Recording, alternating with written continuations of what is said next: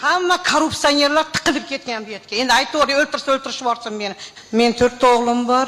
Chek bermagani uchun bitta o'g'limga shu yerga 1,30 desatka yer berdi ukam. Shu yerga uy soldik. Arxitekturani razresheniyasi bilan mana qizil kitobim ham bor meni.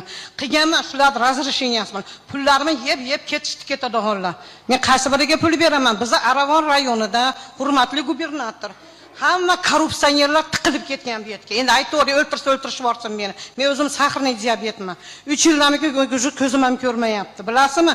Qayerga borsangiz aqcha berasan, dokumenting qilaman. Qayerga borsang aqcha berasan, dokument. Mana shunday bitta qizil kitob qilish uchun 100 ming aqcham ketdi meni, bilasizmi?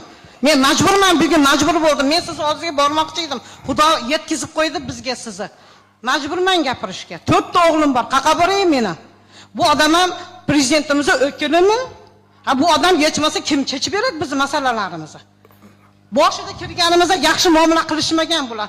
Mana shu qaysi tashkilotning rukovoditellari yaxshi muomala qilmaydi, kirsangiz, yaxshi primat qilmaydi, nazariga ilmasdan to'qab chiq deb chiqaraveradi. Avval bu tashkilotni rukovoditellarni tarbiyalang, hurmatli gubernator. Men mana to'g'risini aytavering, sizga ju to'lib ketdim men. Majbur bo'lyapman bu gaplarga gapirishga. Bo'lishini aytdingiz, to'lib ketdingizmi? Aravon rayonida qiynalgan oila juda ko'p. Yo'q, to'lib ketdingizmi? Hozir o'zingiz aytdingiz, 100 ming so'm aqcham ketdi, aqcha beryapman deb turib.